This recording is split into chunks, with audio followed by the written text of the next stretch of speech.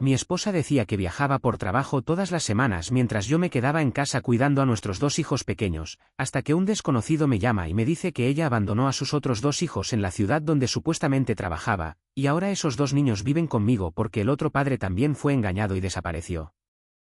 Tengo 35 años, vivo en un pueblo pequeño cerca de Toledo, España. Trabajo como técnico en mantenimiento industrial, llevo años en lo mismo. Nunca me metí en líos, ni me considero una persona especialmente dramática, pero lo que me pasó parece sacado de una serie mala de televisión, de esas donde piensas, eso no le pasa a nadie de verdad. Estuve casado con una mujer durante 7 años. 7 años, lo escribo y todavía me cuesta creerlo. Se llama, porque sigue viva por ahí, Laura.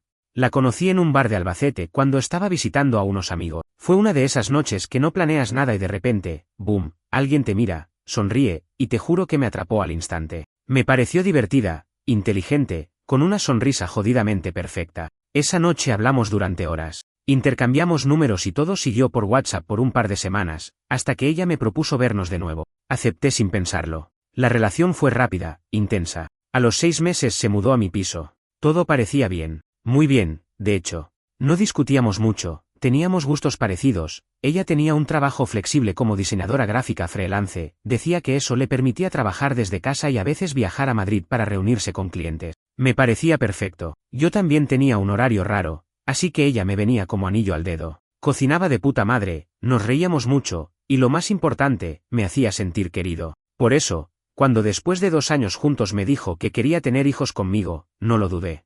Tuvimos a nuestra hija, Carla, que ahora tiene 5 años, y luego a Diego, que ahora tiene 3. Todo este tiempo yo pensaba que teníamos una familia normal. Algo que funcionaba. Yo salía temprano a trabajar, volvía a casa, jugaba con los niños, nos íbamos de paseo los fines de semana, comíamos en familia, veíamos pelis por la noche. Ella se encargaba de la mayoría de las cosas de casa y decía que con sus ingresos podía manejarlo bien. Yo siempre traté de ser un buen padre y un buen esposo. Confiaba en ella ciegamente. Nunca pensé que necesitara revisar su móvil o preguntarle con quién hablaba o a dónde iba. ¿Para qué? Éramos un equipo. Eso pensaba yo. Pero todo empezó a ponerse raro hace unos 6 meses. Empezó con cosas pequeñas, pero molestas. Se iba más seguido a reuniones en Madrid y volvía más tarde de lo normal. A veces me decía que se quedaría una noche en casa de una amiga para no volver tan tarde. Yo no sospechaba nada, de verdad que no. Pensaba que estaba creciendo profesionalmente, y hasta me sentía orgulloso. Pero lo raro era que no me contaba nada. Ni una palabra sobre sus proyectos, ni siquiera los nombres de los clientes, nada. Solo decía que estaba complicado o que no podía contar mucho porque había firmado acuerdos de confidencialidad. Me lo tragué como un idiota. Hasta que un día, de la nada, desapareció por 3 días. Me dijo que iba a estar fuera solo una noche. Pero no contestó mensajes, ni llamadas. No le pasó nada, no estaba secuestrada ni hospitalizada ni nada. Al tercer día, volvió a casa como si nada hubiera pasado. Me soltó una excusa de mierda, que su móvil se había roto y que se había quedado sin batería, sin cargador, sin acceso a nada. Me enfadé, claro. Le dije que eso no era normal, que no podías dejar a tu familia tirada sin dar señales de vida. Pero lloró, se hizo la víctima, me dijo que estaba agobiada, que necesitaba un respiro, que ser madre era demasiado, que yo no entendía. Y claro, yo, tonto, la consolé. Le dije que todo estaría bien, que íbamos a buscar ayuda si lo necesitaba. Pero algo en mí ya se había roto. Empecé a prestar más atención, a mirar los detalles, a fijarme en cómo los niños reaccionaban cuando ella estaba o no estaba, a notar que Carla le tenía miedo a veces, que Diego se ponía nervioso cuando ella levantaba la voz. Una noche, mientras ella dormía, hice lo que nunca pensé que haría. Agarré su móvil, lo desbloqueé, y me metí en sus fotos primero. Y ahí empezó todo a caer. Había una carpeta oculta. Ni siquiera sabía que eso se podía hacer. Fotos con otro hombre, con 2 niños, en parques, en restaurantes, en casas que no eran la mía. Una de esas fotos tenía fecha de hacía 3 días, cuando supuestamente estaba en Madrid por trabajo. Y no estaba sola. Ahí supe que algo no cuadraba. Empecé a tirar del hilo. Correos, mensajes, reservas de hoteles, conversaciones con ese tipo, con otra mujer también. Parecía una vida entera paralela. Pero lo peor no era eso. Lo peor fue cuando encontré un recibo de una escuela, en Zaragoza. Una matrícula a nombre de ella, con otro apellido, pero la misma fecha de nacimiento. Era ella. Otra dirección. Otro nombre. Otro todo. Tuve que sentarme. No sabía si gritar, llorar o vomitar. ¿Cómo carajo una persona puede llevar 2 vidas, 2 familias, 2 hijos aquí? 2 allá. ¿Y por qué carajo elegir tener hijos en ambos lados? Y eso fue solo el principio. Después de esa noche no pude dormir. Me quedé en el sofá, con el portátil en las piernas, el móvil de ella en la mesa, y la cabeza a punto de explotar. No sé cómo no la desperté de la ansiedad que tenía. Lo que había visto no era algo que se pudiera malinterpretar. No era un simple coqueteo. Era otra vida. Otra jodida vida completamente armada, sostenida, vivida y mantenida por la misma mujer que dormía en mi cama a 2 metros de mí. Tenía que saber más. Esa carpeta de fotos había sido solo la punta del iceberg. Empecé a revisar sus correos. Tenía una cuenta de Gmail que no conocía. No estaba conectada en su móvil, pero el navegador recordaba la contraseña. Me temblaban las manos mientras ponía el cursor sobre el inbox. Ahí estaban los intercambios de correos con escuelas, con inmobiliarias, con lo que parecía ser su otro esposo. Le decía que lo extrañaba, que los niños preguntaban por él, que en cuanto terminara el proyecto de Toledo iba a quedarse definitivamente en Zaragoza.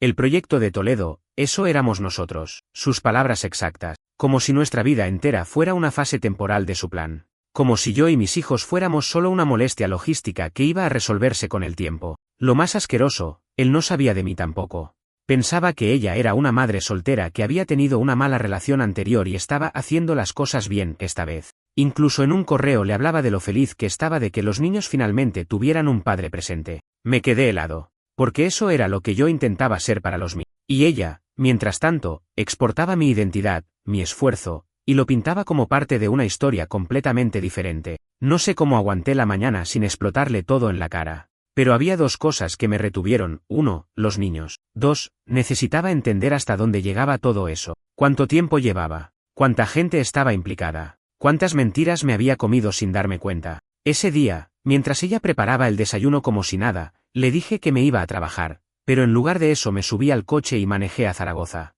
Tenía la dirección de la matrícula escolar. Era un colegio privado, algo caro por lo que vi en internet.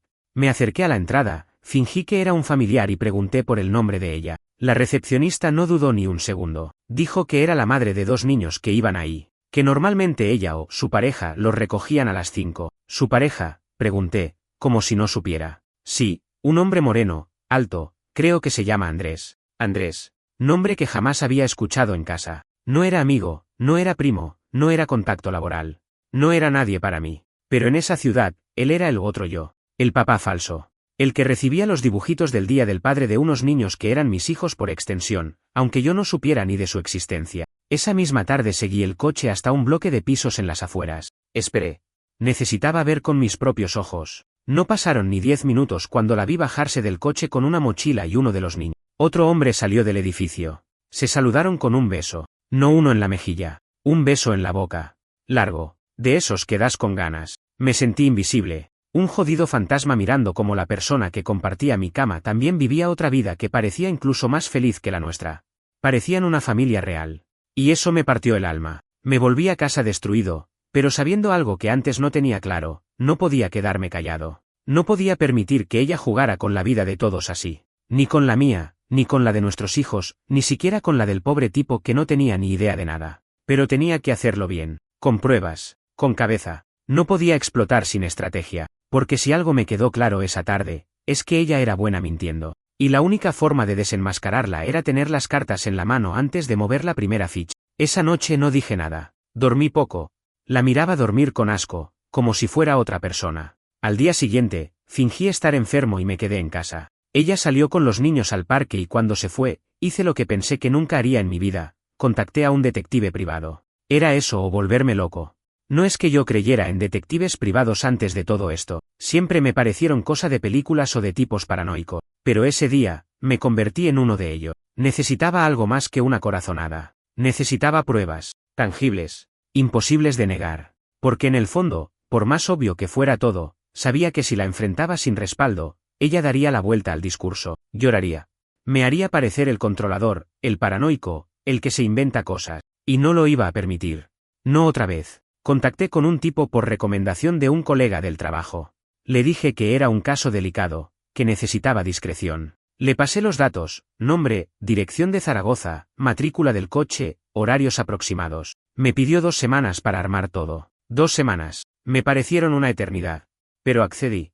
Durante esos días fingí la vida más falsa que he vivido. Desayunábamos juntos. Veíamos pelis en el sofá. Llevábamos a los niños al parque. Y por dentro, yo me estaba rompiendo en pedazos. Cada gesto de ella me parecía un teatro. Cada sonrisa, un disfraz. Me sorprendía mirando sus manos, pensando si con esas mismas acariciaba a Andrés. Pensaba en si les decía las mismas cosas a sus otros hijos que a los nuestros, si se confundía de nombres alguna vez, si nos mezclaba en su cabeza como si fuéramos escenas de una serie que ella dirigía a su antojo. Y los niños, joder. Carla empezó a notar algo. Me preguntaba por qué estaba tan callado, por qué no jugaba como antes. Le decía que estaba cansado, que en el trabajo me exigían mucho. ¿Mentiras? Claro. Pero no sabía cómo explicarle que su madre llevaba una doble vida y que quizás, muy pronto, todo iba a reventar. Diego seguía igual de inocente, solo quería sus dibujos, sus juguetes, y dormir abrazado a su peluche de dinosaurio. Y yo lo miraba y pensaba, ¿qué va a pasar con él cuando esto estalle? Las 2 semanas pasaron y el detective me entregó un informe. Me citó en una cafetería en Talavera y me pasó un sobre grueso. Dentro había fotos, montones. Ellos dos juntos, ella entrando y saliendo del edificio en Zaragoza. Imágenes en las que se veía claramente que no era una visita esporádica, era rutina, estancia, permanencia. También me entregó un resumen con fechas, lugares, horarios. En uno de los días, ella había estado supuestamente en un curso en Madrid. La prueba decía otra cosa, había pasado la noche en Zaragoza. En la casa de Andrés. La gota final fue un audio. Sí, el detective lo consiguió. Era de ella hablando por teléfono, muy relajada, riéndose, y diciendo que todo iba según lo planeado. Que en cuanto resolviera lo de Toledo, se mudarían todos juntos y empezarían de cero. Que estaba harta de vivir en 2 mundos y que el idiota todavía no sospechaba nada. Ese idiota era yo. Claro. Cuando salí de la cafetería, el aire me dolía en la cara. No lloré. No grité. No pateé nada. Solo sentí una frialdad que nunca antes había sentido. Era como si algo dentro se me hubiese apagado para siempre. Me fui directo a casa. Ella no estaba. Estaba en Madrid otra vez. Los niños estaban con mis suegros. Era el momento perfecto. Saqué todo lo que necesitaba. Fotocopié las pruebas. Guardé los originales. Y me senté a escribir una carta. No por poesía, no por drama, sino porque sabía que cuando ella regresara, yo ya no estaría. Y necesitaba que supiera que no solo lo sabía todo, sino que tenía todo. Que no podía escapar de esto, que no podía cambiar el relato, ni manipularlo, ni darle la vuelta como ya había hecho otras veces. Esa noche dormí en el coche, no porque no tuviera dónde ir, sino porque necesitaba estar lejos, solo, con el motor apagado y las luces de la ciudad filtrándose por el parabrisas, repasé cada momento de los últimos 7 años, como me la presentó un amigo, la primera vez que cocinamos juntos, cuando Carla dio sus primeros pasos, cuando Diego dijo papá por primera vez. Cada uno de esos recuerdos estaba ahora manchado por la mentira, y entonces, como si el universo se burlara de mí, sonó mi móvil. Era un número desconocido. Dudé. Pero contesté. ¿Eres tú el padre de Carla y Diego? Era una voz femenina. No era ella. ¿Quién habla? Respondí, medio en shock. No puedo hablar mucho. Solo quiero que sepas que Laura se fue. Dejó a los niños. A los otros 2. Andrés está desesperado. Dice que desapareció hace 4 días. Que se llevó dinero, que dejó una nota diciendo que no podía más. Me quedé sin palabras. ¿Estás diciendo que los abandonó? Sí. Y Andrés encontró unas cosas que dicen que tú eres su esposo, que tienes otros hijos con ella. Me pidió que te llamara. No sabe qué hacer. Y yo tampoco. Silencio. Yo, el idiota, ahora era la única persona con las piezas del puzzle. Y ahora tenía que decidir qué carajo hacer con ella. Yo no sé cuántos segundos pasaron en silencio después de esa llamada, pero fueron suficientes como para que mi cerebro entrara en corto. Era como si todo lo que venía conteniendo por semanas se hubiera soltado de golpe, no con rabia, sino con un vértigo que me dejó el estómago vacío. ¿Cómo que los abandonó?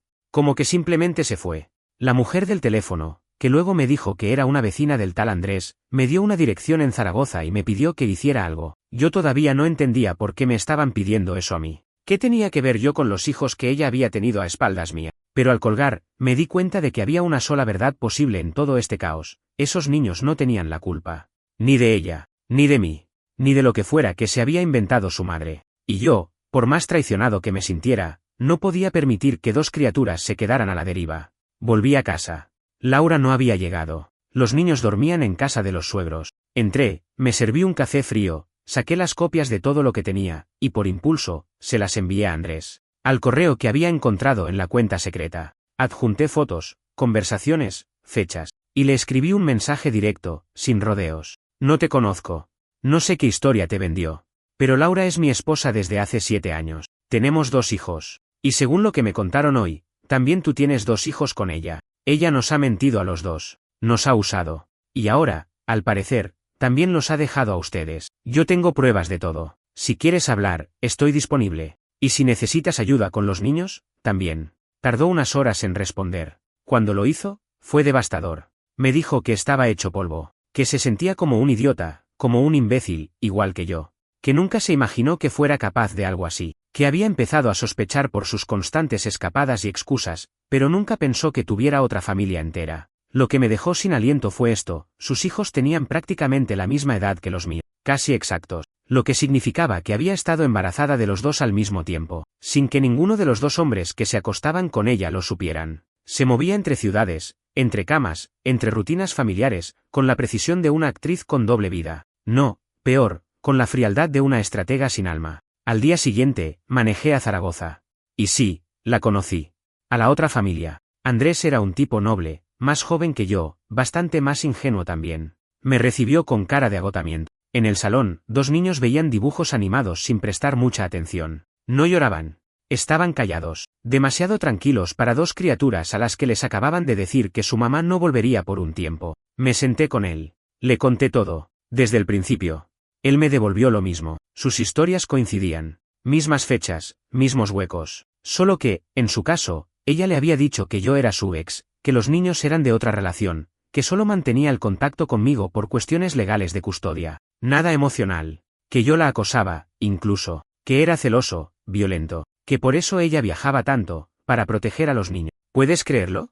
Después de 2 horas de hablar, Andrés me preguntó si yo podía ayudarlo. No con dinero. Con los niños. Me dijo que no sabía qué hacer, que no tenía familia cerca, que trabajaba muchas horas, y que no confiaba en nadie para dejarlos. Que hasta que apareciera Laura, si es que aparecía, no podía con todo. Y ahí, en ese momento, me quebré.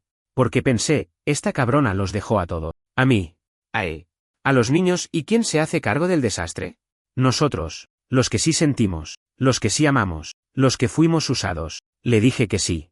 Que al menos hasta que resolviéramos qué hacer, podía llevarme a los niños unos días. Que tenía espacio en casa. Que mis suegros me ayudarían. Que mis hijos podrían compartir juguetes, cuentos, risas. Que quizás, con suerte, los 4 se harían compañía. Así que eso hice. Volví a casa con 2 niños que no eran míos, pero que tampoco tenían culpa de nada. Y les armé camas improvisadas en la habitación de Carla y Diego. Ellos, mis hijos, no hicieron demasiadas preguntas. Los aceptaron como primos, como amigos, como niños saben hacer, sin juicios, sin complicaciones. Y yo, por dentro, estaba vacío.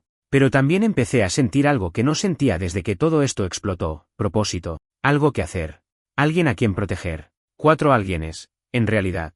Pasaron 3 días. Laura seguía sin aparecer. Y entonces, la policía llamó. Cuando vi el número desconocido en la pantalla del móvil, supe que era algo serio. Eran las 7 de la tarde, los niños estaban viendo una película en el salón, y yo estaba tirado en el suelo del pasillo, con la espalda apoyada en la pared, tratando de respirar como si eso fuera suficiente para ordenar el caos que tenía encima. Respondí sin pensarlo. Sí, señor. Y dijeron mi nombre completo. Ese tono que usan solo los policías o los médicos para no dejar margen a confusiones. Sí, soy yo. Llamamos de la comisaría de Huesca. Hemos encontrado a una mujer de nombre Laura M. Fue hallada caminando por la carretera en estado de confusión. No llevaba identificación, pero al revisar sus pertenencias conseguimos un número de contacto asociado a usted. Tuve que sentarme. Literalmente, ya no sentía las piernas. ¿Está bien?, pregunté, sin saber por qué. Físicamente, sí. Aunque presenta signos de agotamiento extremo y deshidratación. Fue llevada a urgencias por precaución. Dice cosas sin sentido, mezcla nombres, tiempos, lugares. Ha mencionado a usted, a 2 niños, a Zaragoza, a Madrid. Francamente, no estamos seguros de si sufre algún tipo de crisis psicológica o si está fingiendo algo. No supe qué decir. ¿Puede venir?, preguntó el agente. Silencio. Sí, dije. Salgo para allá. Colgué. Me quedé mirando el suelo. No sentí rabia, ni alivio, ni miedo. Solo un vacío de esos que no sabes cómo llenar. Me levanté, fui hasta el salón y miré a los niños. Los 4. Todos dormidos frente a la tele. Carla abrazada a Diego. Los otros 2, acurrucados entre cojines como si llevaran toda la vida ahí. ¿Y ella? Ella vagando por una carretera, con la cabeza hecha pedazos o fingiendo que estaba rota. No sabía qué era peor. Llamé a mis suegros. Les expliqué, por encima, que tenía que salir unas horas y que necesitaba que se quedaran con los niños. No hicieron demasiadas preguntas. En el fondo, sospechaban que algo raro estaba pasando. Agradecí que no me presionaran. Conduje hasta Huesca como un zombi. 3 horas de carretera con la mente desconectada. Me repetía a mí mismo que no iba a perdonarla. Que esto no cambiaba nada. Que estaba yendo por responsabilidad, no por amor. Que todo lo que sentía por ella había muerto. Pero la verdad es que no sabía lo que sentía. Todo era gris. En el hospital me pasaron a una pequeña sala de espera. Después de unos minutos, una enfermera salió y me pidió que la siguiera. Caminamos en silencio por un pasillo que olía a desinfectante y abandono. Al final, en una habitación sin ventanas, la vi. Estaba sentada en la cama, con una bata, el pelo deshecho, la cara sin maquillaje, ojeras hasta el cuello, flaca, perdida, mirando a un punto fijo en la pared, como si estuviera viendo una película que solo ella entendía. Cuando me vio entrar, sus ojos se llenaron de lágrimas. «Hola», dijo, apenas. No contesté. Me quedé parado, al lado de la puerta, esperando, observándola. «¿Dónde están?», preguntó al fin. «Los niños. ¿Están bien?». Esa frase me rompió algo adentro, porque fue la primera vez en semanas que pareció, sincera, asustada, humana. «Están conmigo», respondí. Y sin saber por qué, añadí, «los 4». Ella asintió, como si eso fuera lo que esperaba. No lloró. No se lanzó a mis brazos. No pidió perdón. No podía más, dijo, después de un rato. No podía seguir mintiendo. No podía elegir.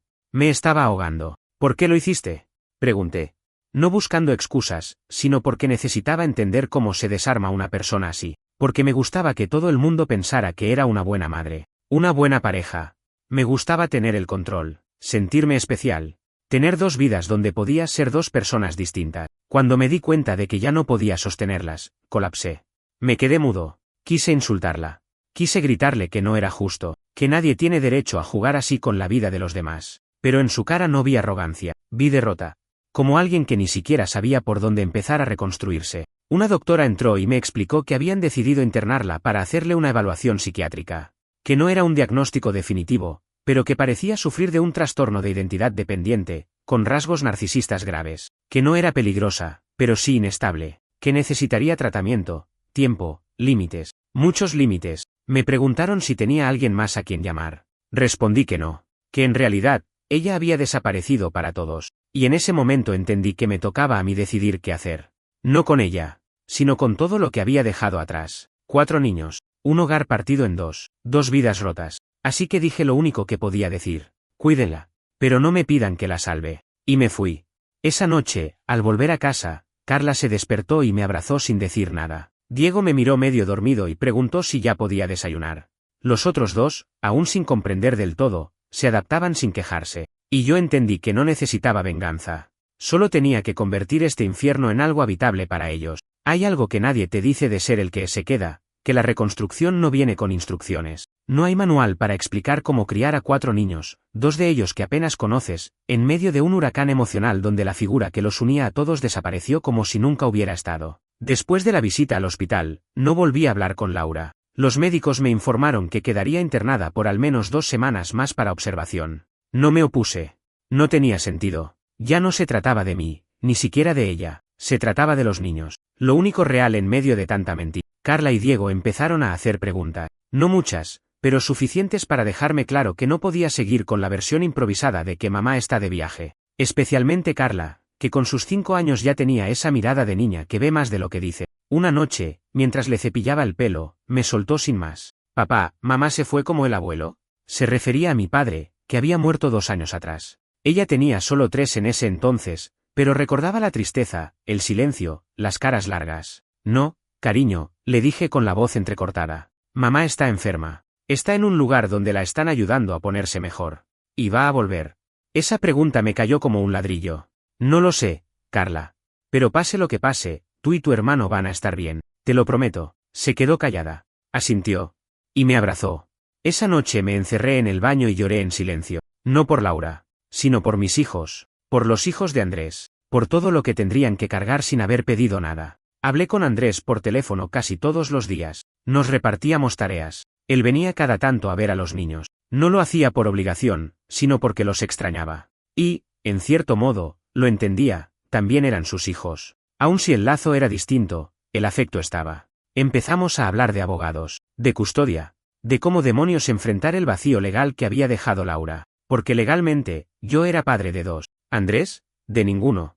Y los otros 2 niños, bueno, nadie sabía exactamente cómo se habían registrado. Había papeles, pero estaban llenos de inconsistencia, fechas solapadas, direcciones inventadas, nombres cruzados. Fuimos a servicios sociales, contamos todo. Pensé que no nos iban a creer, pero no fue así.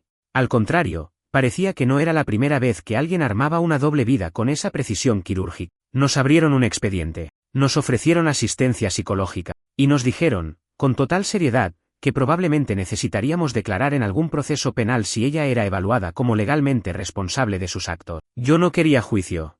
No por ella, por los niños. Pero el sistema no siempre se adapta a tus intenciones. Un día, me llamaron del juzgado. Me explicaron que uno de los colegios había hecho una denuncia formal por falsificación de documentos, que también había movimientos bancarios sospechosos, préstamos abiertos con nombres falsos, subsidios cobrados en paralelo. Laura no solo había engañado a 2 hombres, había cometido fraude. Y ahora, el Estado quería una respuesta. Me vi obligado a dar testimonio. Presenté todos los documentos que el detective me había conseguido. Las conversaciones, las fotos, los movimientos extraños en sus cuentas. Me sentí sucio, como si la estuviera entregando. Pero no me quedó otra. Esto no era solo una traición sentimental.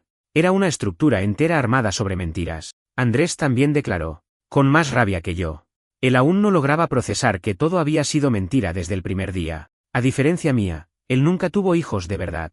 Solo los suyos con ella. Y ahora, ni siquiera sabía si podía seguir viéndolos legalmente. Fue entonces cuando se nos planteó una opción que, honestamente, nunca imaginé, la adopción compartida temporal. Una fórmula legal en la que, mientras se resolvía el estado mental y judicial de Laura, yo quedaría como tutor legal de los 4 niños, con Andrés como responsable subsidiario, especialmente de los suyos. No era algo habitual, pero tampoco imposible. Me lo pensé mucho. Muchísimo. Porque una cosa es cuidar niños por compasión. Y otra muy distinta es asumir que vas a ser su figura paterna durante años, quizás toda la vida. Pero la decisión me vino desde abajo. Desde el suelo del salón, una tarde cualquiera, mientras Diego dormía sobre mi pecho y uno de los niños de Zaragoza me dibujaba con un crayón, diciéndome, tú pareces mi otro papá. Pero más fuerte. Y entonces supe que ya no había marcha atrás. Laura, desde su mundo derrumbado, había soltado la cuerda. Y yo, sin quererlo, había quedado sosteniendo todo lo que ella dejó caer. Firmé los papeles, con el corazón hecho trizas, pero con la certeza de que alguien tenía que ponerle nombre a la responsabilidad cuando los adultos fallan. Y ese alguien, aunque me costara, era yo. La palabra familia ya no significaba lo mismo para mí. Antes era algo simple, mi esposa, mis hijos, una rutina, una casa. Ahora era otra cosa.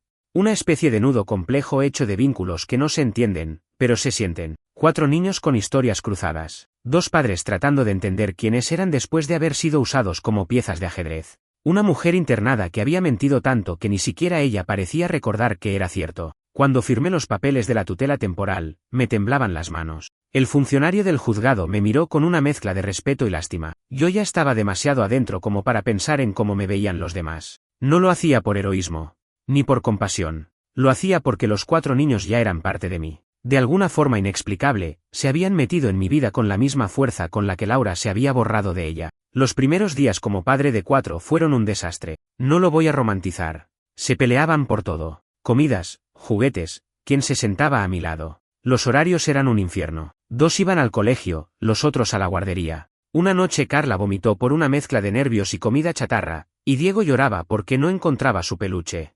Uno de los otros tenía fiebre, y el más pequeño se orinó en el sofá. Y yo, en medio de todo eso, trataba de cocinar arroz blanco sin que se me quemara. Me sentí superado. Hubo una madrugada en la que me encerré en el baño, me miré al espejo y dije en voz alta, no puedo con esto. Pero luego, escuché a Carla del otro lado de la puerta. Susurró, papá, ¿estás bien?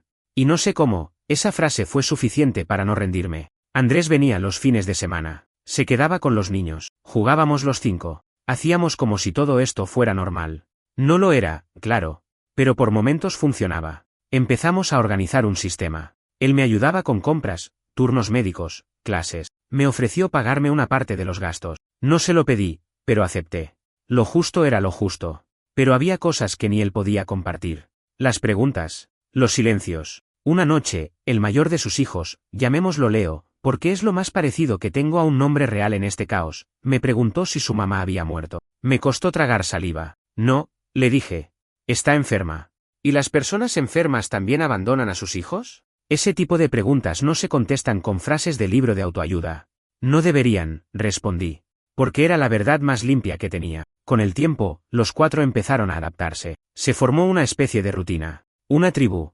Cada uno con su lugar. Carla era la mayor, la mandona. Diego, el sensible. Leo, el protector.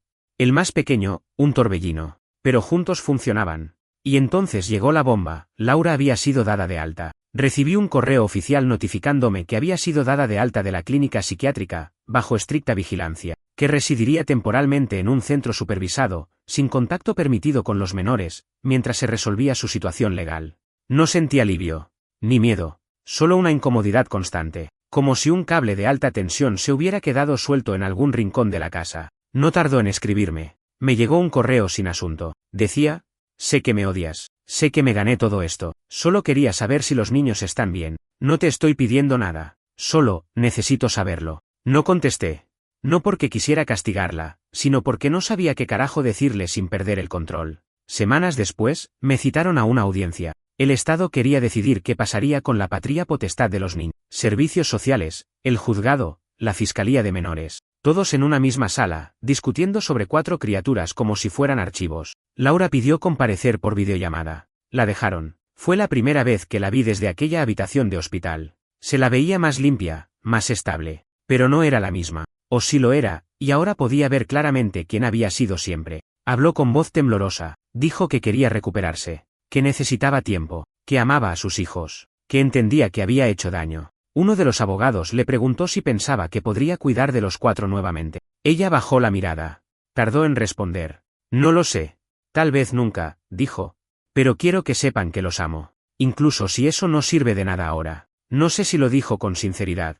No sé si fue parte de otra manipulación. Pero esas palabras se me quedaron pegadas. Al final, la jueza habló con claridad. La patria potestad quedaba suspendida temporalmente. La tutela seguía en mis manos. Andrés fue reconocido como tutor colaborador para los suyos. Laura, sin visitas, sin llamadas, sin acceso. Salimos del juzgado en silencio. Andrés me dio una palmada en el hombro. No dijo nada. No hacía falta. Cuando volvimos a casa, los niños estaban en el patio, jugando. La luz del atardecer les caía encima como si el mundo no se estuviera derrumbando en ninguna parte. Y entendí, ahí mismo, que nada volvería a ser como antes. Pero tal vez eso no era tan malo. Han pasado 5 meses desde la última audiencia. A veces me sorprende cómo el tiempo no se detiene por más que tu vida se derrumbe. Sigue, avanza, obliga. No te preguntas si estás listo. Los días se amontonan, los relojes siguen marcando las horas, los niños siguen creciendo. Y en ese ritmo brutal, uno se adapta. Aprende. Resiste. Hoy puedo decir que ya no me siento atrapado en medio de una historia ajena. Ya no soy solo el tipo al que le mintieron, ni el idiota que crió a los hijos de alguien más. Soy el hombre que está criando una familia. Distinta, caótica, improbable. Pero familia, al fin y al cabo. Los niños ya saben todo lo que deben saber. No todos los detalles, claro. No hay necesidad de infectar sus cabezas con cosas que no pueden procesar todavía. Pero saben que su madre está enferma, que está lejos, que no puede cuidarlos. Y que, mientras tanto, nosotros, yo, Andrés, y ellos mismos, somos un equipo. Carla me preguntó hace poco si Laura volvería algún día. Le dije que tal vez, que el futuro no está escrito, pero que, pase lo que pase, ella nunca va a estar sola. Y eso, creo, es lo único que realmente importa a esa edad. Diego no pregunta mucho. ¿Se aferra? A mí. A sus hermanos. A sus rutinas. Cada noche quiere que lo arrope con su dinosaurio bajo el brazo y que le cuente el mismo cuento de dragones, aunque se lo sepa de memoria. Y yo lo hago, todas las noches, porque es nuestra forma de decirnos, estoy aquí. Leo y su hermano menor, al que llamamos Tommy, porque así lo llamaba él en Zaragoza, se han adaptado de una forma que me deja sin palabras. Son niños fuertes. No hay otra forma de decirlo. Tuvieron que dejar su casa, su escuela, su madre, su ciudad. Y en vez de romperse, florecieron. Tommy ya no se orina en la cama. Leo dejó de despertarse en medio de la noche con pesadillas. Ahora duerme tranquilo, abrazado a su nuevo hermano Diego, como si siempre hubieran sido parte de la misma tribu. ¿Y Andrés? ¿Qué decir de él? Al principio pensé que lo perdería en el camino, que se alejaría, incapaz de sostener tanto dolor. Pero no. Se quedó. Construimos una extraña amistad hecha de escombros y respeto. Viene todos los fines de semana, a veces se queda a dormir en el sofá si los niños se lo piden. No somos familia de sangre, pero eso ya no significa nada. Compartimos algo que va más allá, la decisión de hacer lo correcto cuando todo lo demás falló. Sobre Laura, sigue en tratamiento. Su abogada envía informes periódicos. Según los psicólogos, muestra avances. Dice estar comprometida con su recuperación. Ha pedido permiso para enviar cartas a los niños. La jueza está considerando autorizarlo bajo supervisión. Yo no lo he impedido. No porque crea que se lo merece, sino porque creo que los niños merecen verdades suaves en lugar de silencios que los devoren por dentro. Cuando esas cartas lleguen, si llegan, decidiré qué hacer con cada una. Qué leer, qué guardar, qué omitir. Seré el filtro entre lo que duele y lo que construye. No es un rol que pedí, pero es el que me tocó. A veces me preguntan cómo hago para seguir adelante. Y la verdad es que no tengo una respuesta grandiosa. No se trata de ser fuerte, ni valiente, ni noble. Se trata de estar presente, todos los días, aunque estés roto, aunque no sepas cómo, aunque tengas miedo.